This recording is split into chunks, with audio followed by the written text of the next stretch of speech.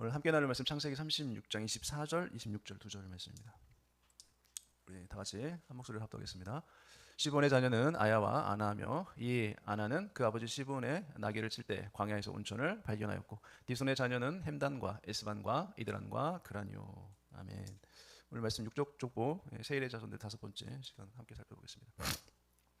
여러분 창세기 36장 우리가 계속 살펴보는데 이 에서의 후손들이 살았던 이 세일 땅에서 번성한 이 세일 자손들의 족보를 우리가 살펴보고 있죠. 이 족보가 한 사람 한 사람 자세하게 이 36장에 기록되어 있는데 성경에는 왜 이 하나님의 언약 백성이 아닌 에돔 족속 그 족보까지 이렇게 상세하게 기록되어 있을까요?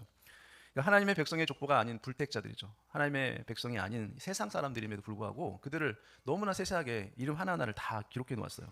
그러니까 이 족보가 뭐냐면 단순한 그냥 역사적 기록이 아니라 하나님께서 모든 역사와 민족을 하나님이 다 주관하시는 주관자이심을 우리에게 증거해주고 있다고 우리가 생각하시면 돼요. 그러니까 불신자든 하나님을 믿는 사람이든 하나님은 동일하게 다 주관하신다는 거예요. 그래서 이 세상에 있는 모든 만물, 모든 인간들을 하나님은 절대적인 주권 아래서 다 지키고 보호하시고 인도하시고 또 공의로 다스리시는 분이 하나님이시라는 걸 우리에게 말씀해주고 있어요. 그래서 에서의 후손들은 세상적으로 부귀와 영화, 권세를 다 누렸지만 그들의 이름은 언약의 족보에서는 제외된 사람들이죠. 창세기 25장 23절에 보니까 여호와께서 그들에게 이르시되 두 국민이 내 태중에 있구나. 두 민족이 내 복중에서부터 나누리라. 이 족속이 저 족속보다 강하겠고 큰 자가 어린 자를 섬기리라. 하나님께서 이제 리브가에게 태중에 있는 두 아이에게 야곱과 있을 때 이 말씀을 하셨죠. 그러니까 두 민족이 내 태에서 나올 것이다, 나오게 될 것이다 예언의 성취죠. 또 육적 번영과 언약적 이 선택의 대조를 보여주고 있는 내용이 이 내용이에요. 그러니까 택자와 불택자, 하나님의 사람, 세상 사람, 그리고 천국에 갈 사람, 지옥에 갈 사람, 그들의 삶이 무엇이 다른 것인가에 대한 그 비교를 자세하게 해놓고 있는 거예요. 그래서 육적 족보인 세일의 자손들의 그 이름의 의미를 살펴보면 그 이름이 긍정적일 수도 있고 부정적일 수도 있는데 이것은 영적으로 뭐냐면 나의 신앙이 이 사람들의 이름의 의미와 비슷하다면 여러분 이 사람은 어때요? 교회를 다니더라도 하나님의 택한 백성이 아니라는 거예요. 아닐 수 있다는 거예요. 아직 거듭난 적이 없기 때문에 반드시 이 사람은 교회를 다닐지라도 거듭나야 된다는 것을 이 불신자들의 이름의 의미를 통해서 우리에게 가르쳐주고 있다는 거예요. 그래서 세일의 자손은 하나님의 구속의 혈통이 아니기 때문에 비록 그들이 하나님의 일반 은총 가운데 하나님의 보호를 받아서 그들이 삶의 복은 받고 살았지만 어때요? 하나님과 전혀 관계없는 불신자적인 삶을 살아갔죠. 마찬가지 하나님과 전혀 관계없는 그런 불신자적인 삶을 살아가고 있는 사람들이 교회 안에도 다 신자들과 섞여서 살아가고 있는 사람들에게 오늘 우리에게 교훈으로 하고 있는 말씀이라고 여러분이 생각하시면 돼요. 그리고 이들은 세상의 권세와 영광을 누렸지만 그들이 누린 세상과 권세, 영광은 어때요?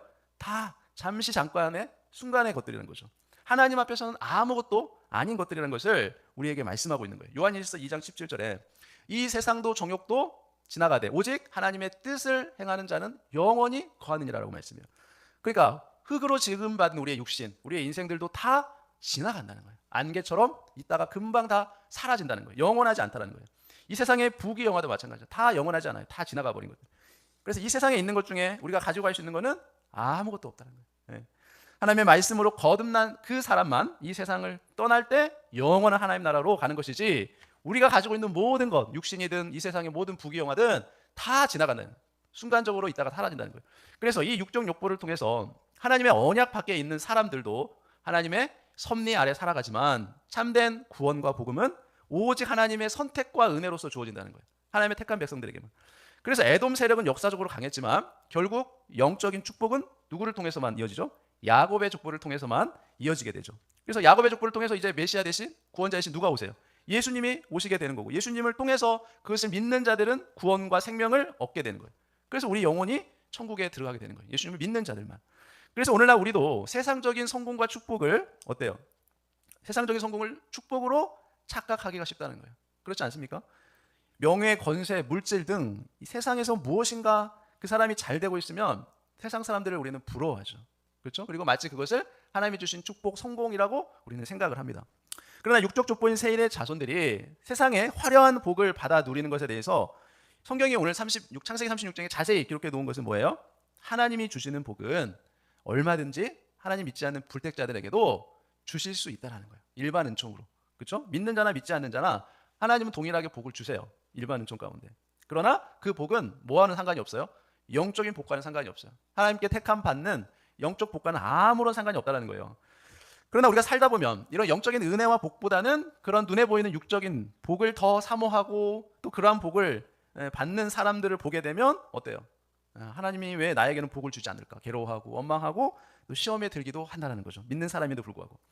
그러나 그러한 육신적인 복들은 잠시 잠깐 우리가 이 세상을 살 때 필요한 것들이죠. 다 육신적인 것들, 영원한 것이 아니에요.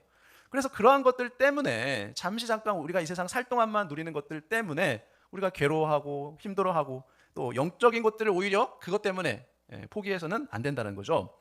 그래서 육적 족보인 세일의 자손은 세상적인 부와 권세의 끝이 결국에는 허무하다는 걸 보여주는 거예요. 여러분들이 이 세상을 살다가 아무리 좋은 것들을 다 누리고 살지라도 막상 죽음 앞에 서게 되면 그 모든 누린 것들이 정말 허무하구나 라는 것을 분명히 느끼게 될 것이에요. 그러나 그때까지는 몰라요. 그 앞에 서보기 전까지는. 그래서 참된 복은 그리스도 안에 속한 하늘의 자녀들, 하나님의 자녀들에게만 주어진다는 것을 우리에게 성경이 가르쳐 준다는 거죠. 그러면서 우리에게 참된 위로와 격려를 주고 있는 것이죠. 그래서 우리는 육적인 세상적인 이 자랑을 내려놓고 하나님의 언약의 족보에 속한 자녀답게 하나님 앞에 거룩함을 지키며 하나님 나라를 바라본 그런 영적인 사람으로 다 살아가야 될 줄로 믿습니다. 오늘 말씀 보겠습니다. 36장 24, 26절에 보면 아나가 나오죠. 지난 시간 아야까지 살펴봤어요. 아나를 보면 아나는 히브리어로 똑같이 아나예요. 뜻은 대답하다, 응답하다, 응수하다라는 뜻이 있어요. 그래서 여러분 이름은 얼마나 좋습니까? 좋은 이름의 뜻을 가졌어요. 그러나 이들은 다 불신자들이죠. 하나님 믿지 않는 사람들이에요. 불신자들은 교회 다니지도 않고 하나님 말씀을 듣지도 않는 사람들이잖아요. 그렇기 때문에 아나의 뜻은 뭐냐면 교회 안에도 이 불신자들처럼 하나님의 말씀은 듣고 대답은 하되 순종하지 않는 자들을 상징하는 거예요. 예배도 드리고 찬양도 하고 또 기도응답 받기 위해 하나님 앞에 부르짖으며 기도는 하지만 뭐는 안 해요? 하나님의 말씀에 순종은 하지 않는 자들을 말하고 있어요. 성경적 의미에서는 하나님 말씀에 반응은 하되 그 말씀을 받아들이고 순종하지 않는 자, 그 말씀을 거절하는 자예요. 신앙생활하면서 말씀을 들을 때 고개도 끄덕이면서 아멘으로 화답하며 반응은 하는데 말씀에는 순종하지 않는 자. 복음을 들었으나 순종 대신에 그 복음에 대해서 토를 달면서 논쟁하는 자를 말하죠. 자기가 성경에 대해서 좀 알고 있다고, 자기가 세상적으로 지식이 많고 많이 배웠다고, 그런 사람들의 특징이 뭐예요? 교회 안에서 특별히 사람들과 논쟁하기를 좋아한다는 거예요. 논쟁은 좋아하면서 하나님 말씀 앞에 순종하지는 않는 자들. 교회 안에 그런 사람들 많이 있어요. 자기가 좀 유식하고 많이 안다고, 성경도 많이 읽고 알고 있다고 하면서 논쟁하기를 좋아해요. 오늘 들었던 말씀에 대해서 사람들과 그 말씀이 이런 말씀 아니야? 논쟁하면서 결코 말씀에 순종하려고 하진 않는 자들, 말씀에 토를 다는 자들, 그런 자들을 의미하죠. 그래서 그런 자들은 교회 처음 나온 초신자들보다는 어떤 사람들이에요? 교회 오래 다닌 사람들, 직분자들, 그런 사람들이 그렇게 하나님 말씀 앞에 순종하지 않고 논쟁하고 토를 다는 경우가 많이 있다는 거예요. 그래서 하나님 말씀에 꼭 토를 다는 자가 이 아나와 같은 자들이에요. 하나님의 명령 앞에서 왜 내가 꼭 그 말씀에 순종해야 돼요? 꼭 토를 달아요. 끊임없이 자기 판단과 이성을 앞세우는 자들을 말하죠. 여러분, 우리가 애들을 키우다 보면 어떻습니까? 부모가 자녀에게 어떤 심부름을 시키면 자녀들이 꼭 하는 말이 있어요. 꼭 그거 제가 해야 돼요? 좀 제도 있잖아요. 제 시키면 되죠. 왜 꼭 나한테 시켜요? 애들 이런 말 잘합니다. 왜 꼭 내가 해야 돼요? 이런 말 잘합니다. 그렇죠? 애들이 그런 말 잘해요. 그처럼 마찬가지예요. 복음 전하면 그 복음을 있는 그대로 받아들이지 않습니다. 자기 판단, 자기 경험, 자기 이성으로, 자기 생각으로 이해가 되면 받아들이고, 이해되지 않으면 전혀 받아들이려고 하지 않아요. 토를 달아요. 논쟁하려고 해요. 그래서 순종은 하지 않으면서도 말이 많은 자, 말만 많아요. 말만 잘하지 결코 순종하지 않아요. 말씀 앞에 응답은 있지만 복종은 없는 자들, 말씀 앞에 감격하며 반응은 보이지만 절대로 순종하지 않는 자들. 제가 예전에 사역할 때 청년들 맡았을 때 수련회를 하면 마지막 날 집회하게 되면 다 울고불고 막 콧물 흘리고 회개하며 기도합니다. 그러나 그날 밤까지는 모여서 용기종기 얘기할 때는 막 자기 은혜 받았던 얘기하고 그렇게 하나님 말씀 앞에 순종하며 살겠다고 얘기하는데, 여러분 그 다짐이 얼마나 할 것 같아요? 길면 한 주간, 일주일, 한 달, 그 이상을 가지 않아요. 마찬가지 똑같이 원위치로 돌아가요. 아무리 무슨 순종하라고 하면 결코 순종하지 않아요. 여러분 누가복음 6장 46절에 너희는 나를 불러 주여 주여 하면서도 어찌하여 내가 말하는 것을 행하지 아니하냐라고 말하죠. 여러분, 우리 자신은 하나님 앞에 도움이 필요하고 뭔가 아쉬울 때는 하나님을 찾죠. 네, 부르짖어요. 주여 주여라고 하나님 부르짖습니다. 여기서 주여 주여란 말이 무슨 뜻이에요? 주인이라는 뜻이에요. 주인, 나의 주인님, 주인님. 여러분, 그런데 주인이 뭔가를 시키면 그 주인 말을 듣지는 않아요. 주인이라고 주여 주여 부르지만 주님이 주인 대신 주님이 뭘 시키는데 그 말씀에 순종을 하지 않는다라는 거죠. 듣기는 하지만 말씀을 따르지 않는 자들, 그 자들이 바로 이 아나와 같은 자들이에요. 여러분, 우리 삶 가운데 나는 듣기만 하고 그 말씀에 전혀 순종하지 않는 이 아나와 같은 태도는 없는지 우리 자신을 한번 점검해 봐야 된다는 거죠. 말씀을 들을 때 내 기준에 맞춰서 그 말씀을 판단하고 변명하면서 그 말씀의 순종을 유보하지는 않는지 우리 자신을 점검해 보시기 바랍니다. 이 말씀, 저 말씀은 꼭 내가 아니라 저 사람이 들어야 되는데, 내 남편이 들어야 되고 내 아내가 들어야 되고 김집사가 들어야 되고 저 권사님, 저 장로님이 들어야 되는데, 이렇게 생각하진 않습니까? 자기하고는 전혀 관계없는 말씀으로 들으려고 한다는 거죠. 말씀 앞에 참된 응답은 뭡니까? 지식적인 동의가 아니에요, 여러분. 지식적 동의가 아니라 순종으로 실천하는 것이 말씀 앞에 참된 반응이에요. 여러분, 말씀은 순종하라고 우리에게 하나님이 주신 것이지 많이 말씀을 알아서 그것을 통해서 다른 사람 판단하고 정죄하라고 주신 것이 아니에요. 여러분, 말씀에 대한 지식적 동의는 교회 다니지 않는 불신자들도 얼마든지 할 수 있는 거예요. 비록 교회를 다니지 않지만 성경을 많이 읽어서 성경에 대한 지식이 있는 자들, 지식적으로 동의는 해요. 아, 그래, 맞아. 역사적으로 예수님이라는 사람이 이스라엘 땅에 와서 십자가에서 죽었다는 거, 그래, 뭐 그 정도 나도 알고 있어. 지식적으로 동의까지는 해요. 그러나 뭐는 없어요? 그 말씀에 대한 순종은 없어요. 자신의 삶을 하나님 앞에 맡기지 않습니다. 여전히 자기가 자기 삶을 주관해 살죠. 지식적으로 동의는 해요. 그러나 결코 순종하지는 않습니다. 믿고 따르지 않아요. 여러분, 그래서 아나는 말씀의 대답은 있지만 믿음의 반응은 없는 자들을 말하는 것이에요. 야고보서 1장 22절에 너희는 말씀을 행하는 자가 되고 듣기만 하여 자신을 속이는 자가 되지 말라라고 경고하죠. 하나님 말씀은 논쟁하거나 비평하는 대상이 아닙니다. 그것이 아니라 순종하고 따르는 생명의 길이라는 거예요. 여러분, 순종하고 따를 때 우리는 비로소 그 하나님의 능력과 생명을 우리가 비로소 경험할 수 있어요. 순종하지 않는 자에게는 그 어떤 능력이 나타나지 않아요. 순종하면 반드시 생명의 역사가 나타납니다. 아나처럼 대답은 하지만 따르지 않는 자가 아니라 주여 말씀하옵소서, 주의 종이 듣겠나이다 라는 그러한 태도를 우리가 가져야 될 줄 믿습니다. 사무엘상 3장 10절에 여호와께서 임하여 서서 전과 같이 사무엘아 사무엘아 부르시는지라 사무엘이 이르되 말씀하옵소서, 주의 종이 듣겠나이다. 이러한 자세가 필요한 것이에요. 여러분, 햄단 그 다음 살펴볼게요. 햄단은 디손의 후손인데, 여러분, 햄단은 히브리어로 햄단이에요. 즐거움 탐하는 자, 기쁨을 추구하는 자. 여러분, 이름의 의미는 참 좋죠. 햄단은 즐거움을 쫓대, 그 즐거움을 쫓는데 그 방향이 잘못된 자를 의미해요. 그래서 방향이 잘못되면 타락의 길로 반드시 가게 됩니다. 하나님이 주시는 영적 기쁨이 아닌 세상이 주는 기쁨, 정욕의 즐거움에 그 마음을 두는 삶을 살아가는 자. 그래서 햄단은 영적인 가치보다 세속적인 즐거움, 쾌락에 더 관심을 가지는 사람을 말하죠. 영적인 즐거움보다 세상적 즐거움의 행복감을 느끼는 자들. 여러분, 이런 사람들은 모태신앙을 가진 사람들은 좀 덜해요. 이런 사람들은. 그러나 예전에 교회에 다니기 전에 세상적 즐거움을 한번 맛보았던 사람들, 그런 사람들은 교회 다니면서 신앙생활을 하다가도 이 영적 기쁨이 떨어지고 말씀의 은혜를 못 받게 되면 어때요? 다시금 예전에 자신이 맛보았던 그 세상적인 즐거움을 맛보기 위해서 다시 세상으로 빠지는 경우가 많아요. 그래서 이런 사람들은 세상의 정욕에 더 관심을 갖는 자들이에요. 영적인 것에는 관심이 없는 자들을 말하죠. 그래서 햄단은 영적 즐거움보다 세상적 즐거움을 쫓는 자들을 의미합니다. 이런 사람들 교회 안에 얼마든지 있어요. 많이 있어요. 복음 안에서, 하나님 안에서, 교회 공동체 안에서 영적 즐거움을 느끼기보다는 교회를 다니면서도 세상의 즐거움을 쫓는 자들이에요. 세상에 주는 즐거움 뭐가 있죠? 뭐 여러분들이 좋아하는 취미, 뭐 스포츠, 오락, 문화, 유행, 그런 것들에 빠져서 하나님의 말씀과 기도에는 전혀 흥미를 느끼지 못하는 자들, 그런 자들이 햄단과 같은 자들이죠. 디모데후서 3장 1절 4절에 너는 이것을 알라, 말세에 고통하는 때가 이르되 배신하며 조급하며 자만하며 뭐를 사랑해요? 쾌락 사랑하기를 하나님 사랑하는 것보다 더하며. 그래서 말세에 이를수록 하나님이 다시 오실 날이 이르면 이를수록 인간은 쾌락을 추구하게 되어 있어요. 자기 자신을 사랑하고 자신의 즐거움을 쫓아서 살아가게 되어 있어요. 햄단은 즐거움이라는 그 이름의 뜻과는 달리 진짜 기쁨의 근원이신 하나님과는 멀어진 자를 의미해요. 이런 사람들은 교제할 때 어떻습니까? 세상적인 얘기는 너무 잘해요. 예, 얼마나 잘하는지 몰라요. 세상적인 지식이 많기 때문에, 세상적인 것에 관심이 많기 때문에 교회 안에 있지만 세상적인 얘기는 잘하는데 무슨 대화를 못할까요? 영적인 대화는 할 줄을 몰라요. 예, 영적 기쁨이 없기 때문에 그렇죠. 하나님의 임재 안에서, 말씀의 은혜 안에서 누리는 기쁨보다 눈에 보이는 자극을 더 소중히 여기는 자들이에요. 예.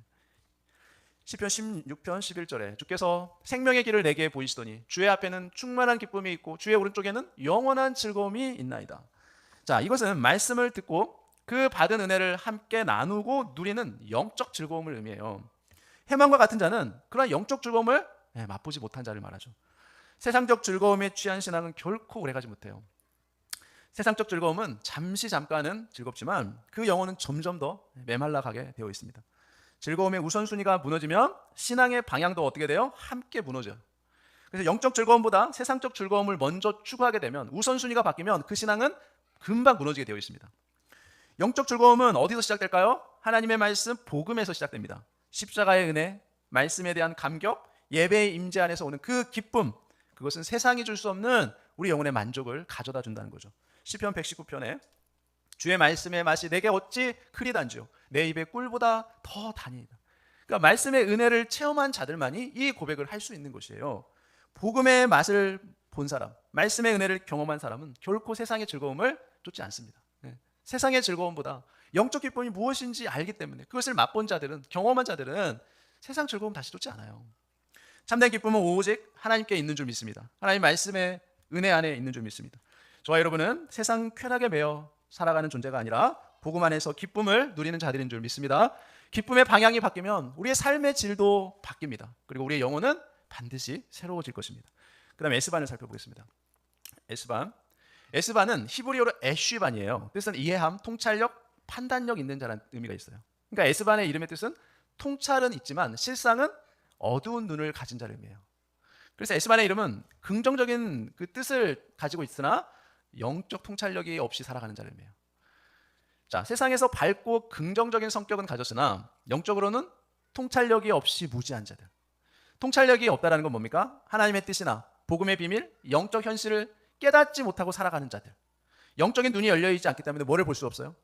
주님을 볼 수가 없어요. 복음의 비밀을 알 수가 없어요. 은혜의 세계, 말씀의 세계, 영적인 세계, 복음의 세계, 하나님의 뜻은 전혀 모르는 영적으로 눈이 어두운 자들이 바로 예스반과 같은 자들이에요. 겉으로는 아는 것이 많고 지혜롭다고 말하지만 영적인 사안에 대해서는 전혀 분별력이 없는 자, 깨닫지 못하는 자를 말해요. 그래서 통찰은 단순한 지식이 아니라 뭐가 있어야 돼요? 성령님이 주시는 계시적인 이해가 필요하다는 거예요. 그것을 말합니다. 누가복음에 내 아버지께서 모든 것을 내게 주셨으니 아버지 외에는 아들이 누구인지 아는 자가 없고 아들과 또 아들의 소원대로 계시를 받는 자 외에는 아버지가 누구인지 아는 자가 없나이다 라고 말해요. 계시를 받았다는 것은 우리가 기도하다가 갑자기 뭔가 계시를 받은 게 아니에요. 갑자기 뭔가 깨달음이 왔다는 것이 아니에요. 뭔가 음성이 들렸다는 것이 아니고 하나님께서 하나님이 깨닫게 해주셔야만 복음이 이해되고 알아지고 믿게 돼서 구원을 받을 수 있게 된다는 거예요. 그것을 말하는 거예요. 계시 받았다는 것은. 여러분이 하나님의 복음을 들을 때 그 복음이 나에 대한 말씀으로 이해되고 믿어져서 구원을 받게 된다는 것을 계시받는다라는 것을 말하는 거죠. 고린도전서 2장 14절에 육에 속한 사람은 하나님의 성령의 일들을 받지 아니하나니 이는 그것들이 그에게는 어리석게 보이며 또 그는 그것들을 알 수도 없나니 그러한 일은 영적으로 분별되기 때문이라 라고 말하죠. 여러분, 육에 속한 사람, 즉 이 에스반과 같은 사람들은 복음에 관한 말씀, 구원에 관한 말씀, 은혜에 관한 부분, 영적인 부분에 대해서는 전혀 이해하지 못하는 자들이에요. 영적 통찰력이 없는 자들. 그래서 주님을 보지 못하는 자들의 특징이 뭡니까? 성경을 아무리 봐도 주님을 만나지 못한다는 거예요. 말씀을 아무리 들어도 자신과 무관하게 여긴다는 거예요. 자기하고는 아무 관계없는 말씀으로 여긴다는 거예요. 말씀을 들어도 그 말씀을 자신의 삶과 현실과 연결시키지 못하는 거예요. 영적 통찰력이 없으니까. 그리고 믿음의 결단으로 결코 이어지지 않아요. 결코 순종하지 않습니다. 마가복음 18장 18절에 너희가 눈이 있어도 보지 못하며 귀가 있어도 듣지 못하느냐 또 기억하지 못하느냐. 그러니까 육적인 지식은 있어도 여러분 영적 분별력이 없는 신앙을 말하죠. 그래서 교회를 아무리 다녀도 하나님의 말씀이 들리지 않습니다. 깨달아지지 않아요. 거듭나지 않은 사람들은 영적 분별력이 없기 때문에 그래요. 이런 사람들은 특별히 이단에 빠진 사람들이죠. 육적 지식은 있어도 영적 분별력이 없는 자들은 이단에 빠진 자들을 말하죠. 교회를 오래 다니고 신앙의 연수가 길어도 주님의 뜻을 깨닫지 못한다면 이 에스반과 같은 자들인 것이죠. 세상적인 통찰력은 있어도 영적인 통찰력은 없는 자들. 여러분, 우리는 영적 통찰력을 달라고 하나님 앞에 구하는 자들이 돼야 될 줄로 믿습니다. 구해야 돼요. 하나님, 나에게 영적인 통찰력을 허락하여 주옵소서라고 하나님 앞에 구해야 돼요. 그리고 날마다 우리가 말씀을 볼 때 그 말씀 앞에 겸손하게 서서 하나님 지혜를 주셔서 이 말씀을 제가 깨닫게 해 주옵소서라고 하나님 앞에 기도해야 돼요. 왜 그렇습니까? 여러분, 말씀은 내가 그냥 지식적으로 알고 깨닫고 싶다고 해서 알아지는 것이 아니에요. 말씀은 하나님의 말씀이기 때문에, 영이신 하나님이 주신 말씀이기 때문에 성령의 조명이 필요해요. 성령 하나님께서 그 말씀을 깨닫게 해 주셔야만 우리가 그 말씀을 이해하고 깨달을 수 있는 거예요. 그래서 우리는 성령의 조명을 통해서 하나님의 말씀을 올바르게 분별할 수 있기 때문에 하나님 앞에 영적 통찰력을 달라고 우리는 구해야 돼요. 하나님 앞에 기도하며 말씀을 봐야 돼요. 누가복음 24장 31절에 그들의 눈이 밝아져 그인 줄 알아보더니 예수는 그들에게 보이지 아니하시는지라. 여러분, 우리 이 본문이 뭐예요? 엠마오로 가는 두 제자들 얘기죠. 예수님이 부활하신 이후에 엠마오로 이제 제자들이 흩어지면서 엠마오로 가는 두 제자가 있었죠. 자, 그들은 마음이 슬펐어요. 예수님이 십자가에 죽으셨기 때문에 그렇죠. 그리고 그들의 눈은 가려져 있었어요. 예수님을 보지 못했어요. 옆에 같이 가는 사람 예수님인지는 몰랐습니다. 그러나 언제 알게 돼요? 예수님께서 말씀을 풀어줄 때 비로소 그들의 눈이 열려서 예수님인지를 비로소 보게 되고 알게 돼요. 그러다 예수님이 어떻게 됩니까? 사라져버리죠. 여러분, 마찬가지예요. 복음은 우리에게 우리의 눈을 열어줍니다. 그리고 우리 마음 가운데 깨달음을 줘요.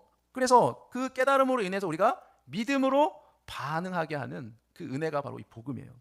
여러분, 그래서 우리는 복음을 하나님께서 우리의 마음 가운데 깨닫게 해 주실 때만 비로소 알 수 있는 거예요. 자, 그 다음에 이드란을 살펴보겠습니다. 여러분, 이드란은 히브리어로 이트란이에요. 뜻은 탁월함, 뛰어남, 남보다 낫다라는 의미가 있습니다. 그래서 이드란은 탁월한 자의 허상을 상징해요. 세상적으로 탁월한 사람. 세상 기준으로는 지혜롭고 성공한 자지만 하나님의 관점에서는 공허하고 무능한 자.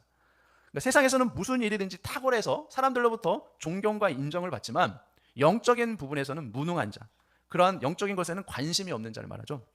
세상에서는 탁월하지만 하나님 앞에서는 무능한 자, 그런 자가 바로 이 이드란이에요. 세상에서는 존경과 인정을 받지만 하나님 앞에서는 인정받지 못하는 자, 세상에서는 존경과 인정을 받지만 하나님 나라에는 결코 쓰임받지 못하는 자.